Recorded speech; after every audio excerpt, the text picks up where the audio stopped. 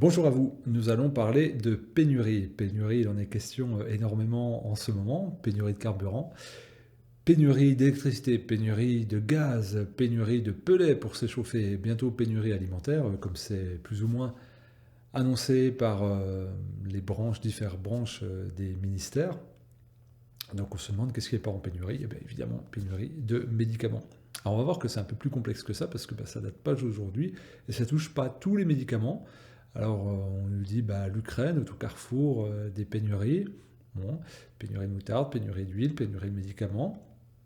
À croire que la Chine, ses 1,4 milliard d'habitants qui produisaient tout, a été vaporisé. Bref, un peu d'humour ne fait pas de mal pour aborder ce sujet, mais en attendant, je vous invite pour prolonger, puisque c'est une chaîne qui parle d'actualité, mais beaucoup de santé, à vous abonner à la chaîne Exuvis Santé dans la description, chaîne sur laquelle je publie énormément de contenu tous les dimanches sur la santé intégrative, beaucoup l'hygiénisme, la naturopathie, bref, tout ce que je faisais avant, il y a 2 ans et demi sur cette chaîne de manière régulière, de manière bi-hebdomadaire pour avoir des infos sur le corps humain, sur l'alimentation, la diététique, l'activité physique, bref, l'hygiène de vie de manière globale, avec des prises de parole multiples à plusieurs praticiens autour de l'hygiénisme, de la naturopathie notamment. J'ai déjà une vingtaine de causeries en prévision. Je vous invite donc à vous y abonner pour comprendre comment devenir plus autonome en santé dans cette période où il risque de manquer de médicaments et où la solution ne viendra évidemment que de nous. Nous sommes déjà 15 000 abonnés sur cette chaîne. Je vous invite donc à vous y abonner dans le lien qui est en description et je prends un temps pour que vous puissiez le faire. Alors, comme je le disais, il y a des pénuries. Il y a des pénuries de médicaments. On pourrait se dire, c'est la crise, il y a pénurie de tout, mais en fait, quand on regarde bien, c'est pas si simple que ça. J'avais déjà prévu de faire une vidéo sur les pénuries de médicaments à la suite d'échanges avec certains pharmaciens, puis là, ça tombe bien, puisque ça revient dans l'actualité, vous l'avez sans doute vu dans vos journaux mainstream favoris, ça bouillonne dans les Échos, dans l'Express, dans le Parisien, sur France Culture, bref, ça pullule de partout. Quand j'ai fait une petite revue de presse, toujours les liens en description évidemment, eh bien ça parle de partout. Alors quand on commence à décortiquer, on se rend compte que c'est pas si simple. Alors là, on nous annonce qu'il y a une pénurie qui va toucher près de 12,5% des références de médicaments. C'est énorme, hein. Ça veut dire que c'est un médicament sur 8, 9 qui pourrait être touché. Donc ça paraît incroyable, ça concerne évidemment des laboratoires, mais quand on décortique à rebours ce qui se passe, on se rend compte que ça fait une dizaine d'années où ça explose. Par exemple, si on prend en 2010, donc il y a 12 ans, il y avait 89 signalements de manque de médicaments, c'est-à-dire de la part des labos dans les pharmacies. Et là, on est passé à 2010 à 600. 600 médicaments. Non, 2017, pardon, 600 signalements. Et de 2010 à 2020, on est passé de 600 à 2500 signalements. Donc là, il y a une explosion exponentielle, c'est-à-dire qu'on a en 10 ans, on est passé de 89 à 2500 signalements par mois de médicaments. Est-ce que c'est un déficit de production? Non, ce n'est pas le cas. Est-ce que c'est un déficit d'approvisionnement? Oui, c'est le cas.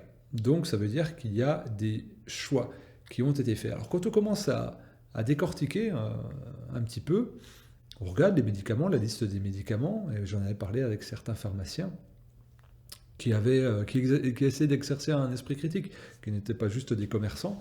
Ils me disaient, tiens, c'est bizarre, ça touche beaucoup les médicaments génériques. Et ça, on me l'avait dit il y a quelques années. Alors là, moi, je recherche là, ce qui actuellement fait défaut dans les médicaments actuellement qui sont en pénurie. C'est pas de chance, ce sont les médicaments génériques qui sont en grand manque. Et donc, encore une fois, les liens dans la description. Alors, je me suis dit, pourquoi les médicaments génériques? Eh bien, vous le savez. Pourquoi? Vous avez déjà la réponse. L'argent. Les médicaments génériques, ce sont des molécules qui sont tombées dans le domaine public, des brevets qui sont, je ne sais pas, 10, 15, 20 ans, ça dépend. Et puis donc, ces molécules tombent dans le domaine public, et puis les fabricants, des laboratoires peuvent se les réapproprier, et puis en faire des dérivés avec quelques petits changements à partir des molécules de base. Donc ça coûte très peu cher. Donc pour certains laboratoires, peut-être, mais je ne voudrais pas paraître complotiste, ni penser que le monde est uniquement régi par l'argent, bien loin de moi cette idée. Évidemment que c'est pour le bien public que les entreprises pharmacologiques, que les laboratoires fonctionnent, évidemment. C'est d'ailleurs pour ça qu'ils dépensent des milliards, des dizaines de milliards en publicité. Parce qu'il n'y a pas besoin de convaincre les gens que c'est pour leur bienfait. Et donc, peut-être que par le plus grand des hasards, c'est qu'au moment où les molécules vont tomber dans le domaine public et qu'on pourra plus faire des grosses marges à x40, parce que c'est ça dont il est question, peut-être, par le plus grand des hasards, la chaîne de production pourrait ne pas être déployée, et que peut-être on pourrait remettre sur le marché un brevet avec la même molécule, mais avec des petites variantes. Et puis là, on pourrait se rappeler, par exemple, l'exemple du lévothyrox avec notre chère Agnès Buzyn, il y a quelques temps, donc je crois que c'était en 2017 ou 2018, pardonnez-moi l'imprécision, mais vous vous rappelez, ça a fait grand scandale. En fait, il y avait eu un changement. Et moi, je m'étais renseigné, je dis, tiens, il y avait plein de personnes que je recevais à l'époque au cabinet qui me disaient, je déraille complètement à partir de la nouvelle molécule. Donc évidemment, on disait c'est dans leur tête ou c'est faux. Jamais de retour public, hein. Jamais de remontée. Hein. Il n'y a pas à attendre une période épidémique pour ne pas avoir de remontée. La part du patient disait non, alors qu'il y a eu des suicides avérés. Et moi, je voyais des gens décompensés d'un point de vue hormonal et endocrinien de manière phénoménale. Et études à l'appui. Et donc, quand on commençait à se renseigner, on se disait, tiens, ça allait tomber dans le domaine public, quand même, cette chose-là. Et puis, qu'est-ce qui a été modifié? L'excipient, donc un petit adjuvant, un excipient, c'était du lactose. Or, le lactose, il y a des personnes qui sont intolérantes. Donc, en Europe, pas trop le cas. Ça concerne à peu près une vingtaine de pourcents de personnes. Population d'origine maghrébine et subsaharienne mêlée sur le continent européen, qui sont plus sensibles par rapport à ceux des pays du Nord où c'est très peu présent pour diverses raisons. Bref, encore une fois, Exuvis Santé, si vous voulez en savoir plus. Mais le but, c'est de s'ouvrir à un marché. Et le marché, on parlait des Chinois, 1,4 milliard de personnes intolérantes au lactose qui ne connaissent pas les produits laitiers. Donc pour leur refourguer du lévothyrox, on remet à jour un nouveau produit et puis on l'étend partout, puis ça nous permet de refaire une grosse marge au détriment du patient qu'on n'a pas consulté, qui lui est bien dosé avec son oncologue, il a tant de milligrammes par jour, c'est bien calibré, il est bien habitué, son système endocrinien s'est adapté, bon an, mal an, mais ça fonctionnait, il fonctionne. Donc on l'avait vu, ça avait fait grand scandale. Donc on sait que ces pénuries, alors là on dit c'est la crise en Ukraine, eh bien moi je pose une question tout à fait taquine, eh bien c'est faux.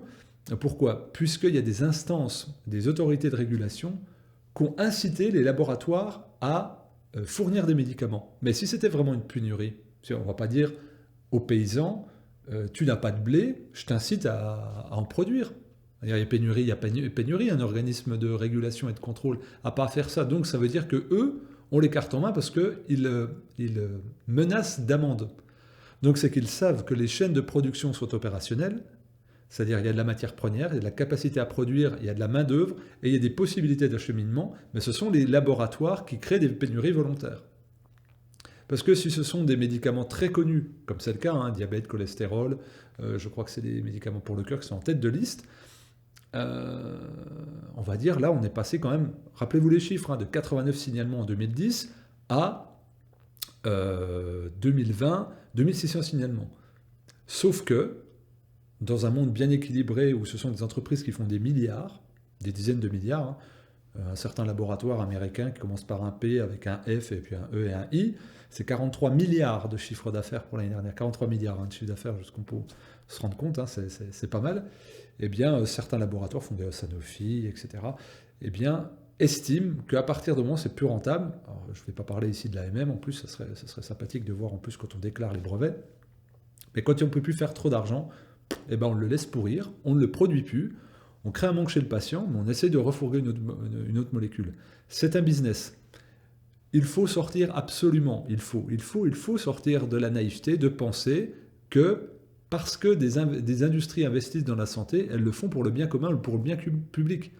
Le seul bien public qu'il y a à voir avec ces firmes-là, c'est le fait qu'on finance des recherches. Bon, par exemple, on va prendre un exemple, il y a des médicaments en phase expérimentale actuellement, sur 2-3 ans, une expérience à grande échelle avec beaucoup de personnes qui font les cobayes plus ou moins consentants d'ailleurs. Il y en a à qui on leur a peu forcé la main, il y en a d'autres qui ne le savent pas.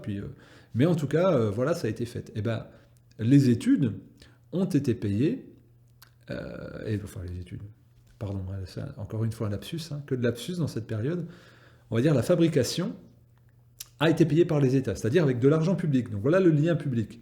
Mais ces mêmes États ont racheté le fruit de leur financement.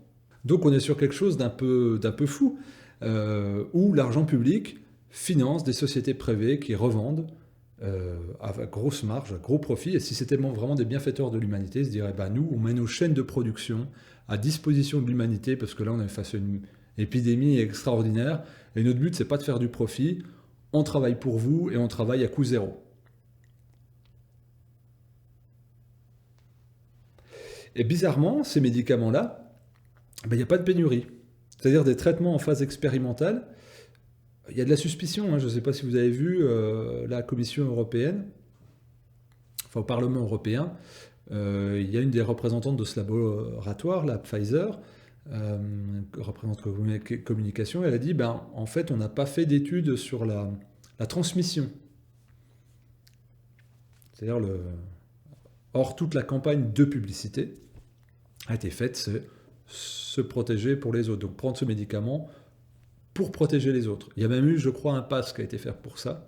Et je crois même que des dizaines de milliers de personnes ont été licenciées et suspendues pour ça, au motif qu'ils ne protégeaient pas les autres. Donc là, officiellement, encore une fois, hein, je suis désolé pour ceux que ça inconforte, mais vous allez sur le site du Parlement européen, vous regardez dans les médias, j'ai oublié le nom de cette gentille dame. Alors c'est pas M. Bourla, le PDG, qui est venu en parler, il a envoyé un sous-fifre. Et donc voilà, donc il n'y a pas eu d'études. Donc je trouve ça très étonnant que des médicaments mis sur le marché depuis 10, 20, 30 ans, pris et nécessités par des millions de personnes, soient en rupture, alors qu'il y a des chaînes de production et des chaînes d'approvisionnement, et que d'autres, dont il y a des doutes, hein, on est quand même sur des phases expérimentales, hein, jusqu'en 2023 au moins, voire certains jusqu'en 2024, et ben ça déborde partout à tel point qu'on en jette. Puis on achète, et puis là, on achète des milliards de doses avec des SMS très suspects de la part de la présidente européenne, avec ce directeur. Mais encore une fois, je ne veux pas prêter de mauvaises intentions à quoi que ce soit. Et évidemment, il faudrait que la justice puisse faire son travail si jamais elle était saisie à un moment ou à un autre. En tout cas, pour l'heure, il y a des ruptures de médicaments et ça ne semble pas s'arranger, d'autant plus qu'il y a une espèce d'écho là dans les médias qui fait que tout le monde doit craindre ça. Alors, bon, ça devient un petit peu quand même problématique. Si les autorités mettent la pression sur les laboratoires pour qu'ils produisent, c'est qu'il y a une mauvaise volonté. Alors, il y a une pénurie de médecins, il y a une pénurie de services d'urgence, il y a une pénurie de présence avec des déserts médicaux, et puis il y a aussi des interdictions de se prescrire. Donc là, ça commence à faire beaucoup pour parler d'un soin de qualité. Et on n'entend pas trop de décisions, on va dire, de prise en charge, de plans, en fait, pour pallier à tout ça. Alors on nous a dit que la priorité, c'était la santé des Français. Donc à mettre la pression, hein, tellement qu'il fallait s'occuper de sa santé, c'était la priorité, il fallait menacer les gens, hein, sur les panneaux d'air d'autoroute, les jingles à la radio, les encarts à la télé, sur les abribus, comme quoi il fallait vraiment s'occuper de sa santé pour quelque chose qui était mortel pour entre 82 et 85 ans au niveau de la moyenne, mais il y a des médicaments qui sont en rupture de 0 à 77 ans, comme le veut l'expression. Et bizarrement, là, il n'y a pas de grand plan, il n'y a pas de collaboration non plus avec les laboratoires, on ne les met pas vraiment en avant comme on les a mis, c'est plus les sauveurs, les bienfaiteurs de l'humanité. Donc peut-être que ça serait bien que certaines instances, comme les médias par exemple, communiquent sur ce fait, mais avec un regard autre que dire c'est à cause de la guerre en Ukraine, parce que évidemment, la moutarde, l'huile, l'électricité, voilà, on a compris que tout était produit dans ce formidable pays qui catalyse un petit peu toute la production mondiale. Alors je ne comprends pas trop s'ils produisent du médicament, je ne me suis pas renseigné, il me semblait que c'était plus l'Inde et la Chine, mais peut-être qu'il y a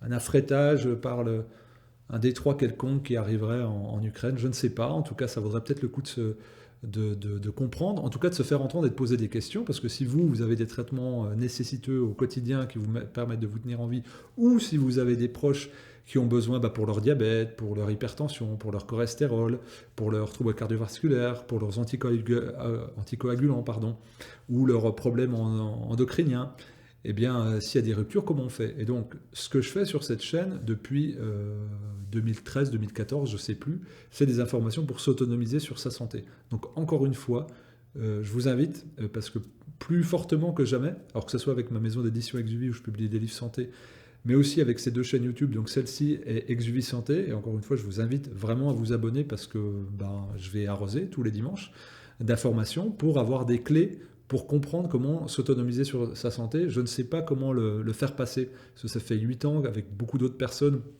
dans l'hygiénisme, on essaye de faire passer ça. On voit que ça clignote orange, et bien là ça commence à clignoter rouge vif. Je vous conjure, occupez-vous de votre santé. Je ne peux pas vous dire autrement, et faites pression sur votre entourage pour cela.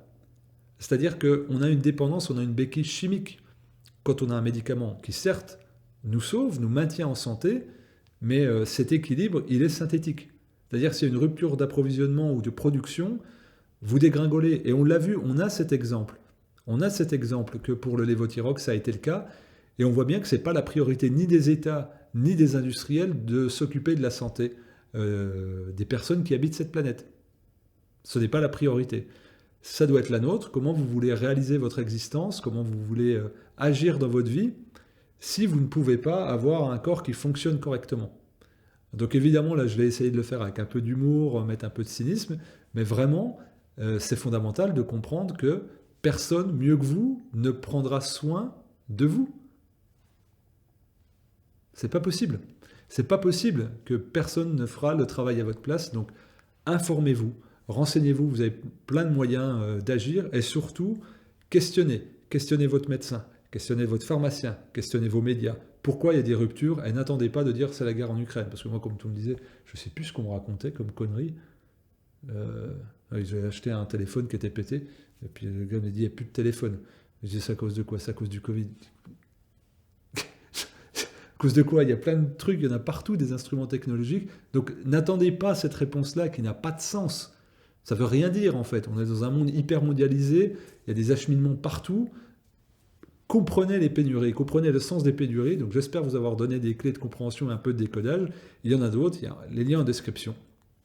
Exercez votre esprit critique et puis imaginez que là il y a des pénuries qui s'annoncent. Et qu'est-ce qui est fait pour vous? Qu'est-ce qui est fait pour vous si ce n'est le contrôle, la coercition? Rien.